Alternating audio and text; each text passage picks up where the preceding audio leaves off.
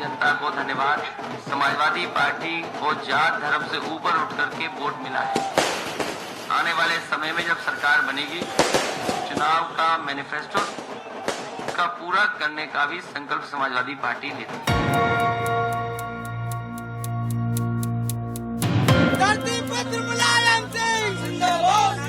Samajwadi party की सरकार में एक खुशहाली की तरफ उत्तर प्रदेश आगे बढ़ेगा।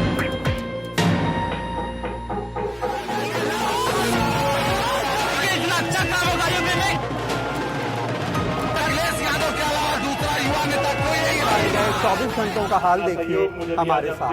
आप लोगों का सहयोग न मिलता तो इतनी बड़ी लड़ाई और इतना बड़ा स्पष्ट बहुमत समाजवादी पार्टी को नहीं मिलता। इसलिए जनता का धन्यवाद और आप लोगों का भी विशेष धन्यवाद।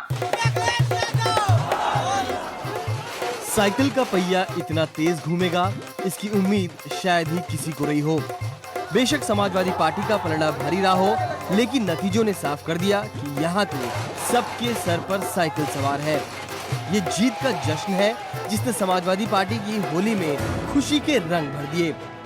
सिर्फ 5 साल बाद मुलायम अखिलेश की अगुवाई में समाजवादी पार्टी ने जोरदार तरीके से अपनी वापसी की है, लेकिन इस जीत का सेहरा काफी हद तक अखिलेश के सर जाता है और वो खुद को एक काबिल वारिस साबित करने में कामयाब रहे हैं।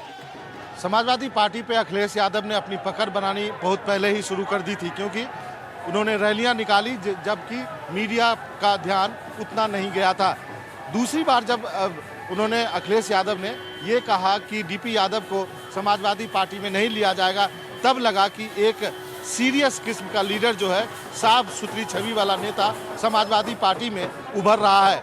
और जब उन्होंने एक सकारात्मक कैंपेन शुरू किया, चुनाव प्रचार शुरू किया, जिसमें विकास की बातें करने शुरू की, तो लगा कि एक गंभीर नेतृत्व जो है, युवा नेतृत्व उभर रहा है समाजवादी पार्टी में, जो काफी वोट ला सकता है। और आखिरकार यह सच भी साबित हुआ।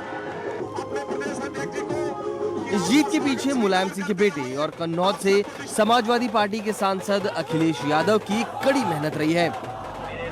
बीते लगातार 3 बार से सांसद रहे अखिलेश पिछले 5 महीने में करीब 8,500 किलोमीटर की यात्रा कर चुके हैं। पर जहां तक सवाल मुख्यमंत्री बनने का है, अखिलेश ने फौरन साफ कर दिया कि कुर्सी पर तो नेताजी ही बैठेंगे। देखिए, जहां तक मुख्यमंत्री का सवाल है, सरकार बनने का सवाल है, नेताजी मुख्यमंत्री बनेंगे। यूपी में चले सत्ता के सेमीफाइनल में समाजवादी पार्टी एक साथ 2 बड़े मोर्चे पर लड़ती रही। अगर एक तरफ राहुल पूरे जी जान से मिशन यूपी को कामयाब बनाने पर तुले थे, तो दूसरी ओर 5 सालों से सत्ता पर काबिज मायावती सरकार थी। ये वही मायावती है जिन्हें दुनिया की फोर्ब्स मैगजीन ने दलित क्वीन की उपाधि से नवाजा था। खुला हाथी लाख का और ढका हाथी 1.25 लाख का। समाजवादी पार्टी की जीत बहुत सारे बदलावों की भी जीत है। पार्टी ने अमर सिंह से पीछा छुड़ाया, कल्याण सिंह को साथ लेने के लिए मुसलमानों से माफ़ी मांगी, 5 साल तक हुए आंदोलनों में कभी भी हिंसा नहीं की। उन्होंने हर मीटिंग में ये कहा कि अगर पार्टी का कोई आदमी गुंडागर्दी करेगा तो उसको बख्शा नहीं जाएगा। यही नहीं, उन्होंने अपने प्रचार को कांग्रेस की तरह नेगेटिव और एग्रेसिव नहीं बनाया और अखिलेश यादव ने एक सौम्य, सभ्य और शालीन छवि पेश की। सत्ता में वापसी आसान नहीं होती, और वो भी इतने जोरदार तरीके से। 5 साल पहले जब मायावती सत्ता में आई तो दलित और ब्राह्मण का नया समीकरण सामने आया और 18 करोड़ लोगों पर हुकूमत कर मायावती एशिया की 10 ताकतवर महिलाओं में गिनी जाने लगी। लेकिन इस बार सर पर बिठाने वाली जनता ने जमीन पर लापटका। खुद मायावती को भी ऐसी हार की उम्मीद बिल्कुल नहीं रही होगी। मायावती जी, आप मुख्यमंत्री बनेंगी। मायावती जी, आपको उम्मीद है कि आप इसके बारे में मैं कुछ नहीं कहना चाहती, आप लोग जनता से पूछे। बीते 5 सालों में माया सरकार पर एक के बाद एक कई आरोप लगे। दर्जनों मंत्री संगीन जुर्म के आरोपी बने, लेकिन 8,500 करोड़ का NRHM घोटाला तो जैसे गले की फांस बन गया। लोग कहीं न कहीं माया सरकार से परेशान हैं। अखिलेश ने इस बात को अपनी कामयाबी का ताबीज बना लिया। ये सच है कि इतना भ्रष्टाचार कोई कल्पना नहीं कर सकता था जिस तरीके से हुआ है, और भ्रष्टाचार छिपाने के लिए हत्याएं भी हुई हैं, और पूरे चुनाव के दौरान हम लोगों ने इस बात को रखा जनता के बीच में। नतीजों के बाद बीएसपी के दफ्तर में सन्नाटा है। जैसा कि हर बार हार के बाद पार्टी दफ्तरों पर देखने को मिलता है। इसे संयोग ही कहिए कि मुलायम सिंह ने पिछली फिल्म कभी खुशी कभी गम देखी है। फिलहाल उनकी झोली खुशियों से भरी है।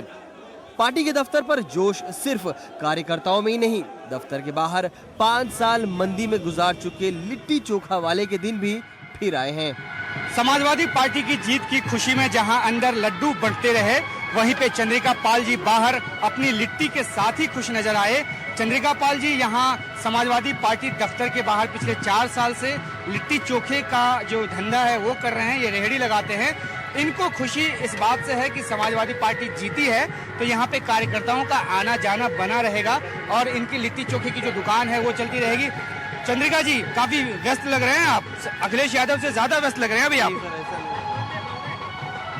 आपकी खुशी की वजह क्या है? सर, समाजवादी पार्टी जीत गई इसलिए बहुत खुशी हमको है और उम्मीद यही करते थे कि समाजवादी पार्टी जीते और सब लोगों का सहयोग भी इसमें है। मतलब कैसे धंधा बढ़ेगा आपका ये तो बताइए। जिससे यहाँ का नेता है सब कोई आया जाएगा पार्टी दफ्तर पे तब उसी से दुकानदारी बढ़ती है। पहले यहाँ वीरानी छाई होती थी। हाँ, हल्की तो दुकानदारी इतनी नहीं हुआ करती थी, अब जिससे भीड़ बढ़ेगी उस हिसाब से दुकानदारी होगी। जाहिर सी बात है कि पहले यहाँ पार्टी दफ्तर पे वीरानी छाई होती थी, लेकिन अभी तो जश्न का माहौल है तो ये भीड़ ज्यादा नजर आ रही है। लेकिन जो चंद्रिका पाल है उनको उम्मीद है कि अब अगले 5 साल तक कम से कम कार्यकर्ताओं का यहाँ यूं ही आना जाना जारी रहेगा और लिट्टी चोखे की जो इनकी दुकान है वो यहाँ पे चलती रहेगी। The NDTV News app had redefined the entire genre. Now another market beater. It's already hit #1. NDTV Profit, India's #1 finance app. Download free at ndtvprofit.com/apps. Live stream of NDTV Profit, market news and your easy to manage portfolio. Download now ndtvprofit.com/apps.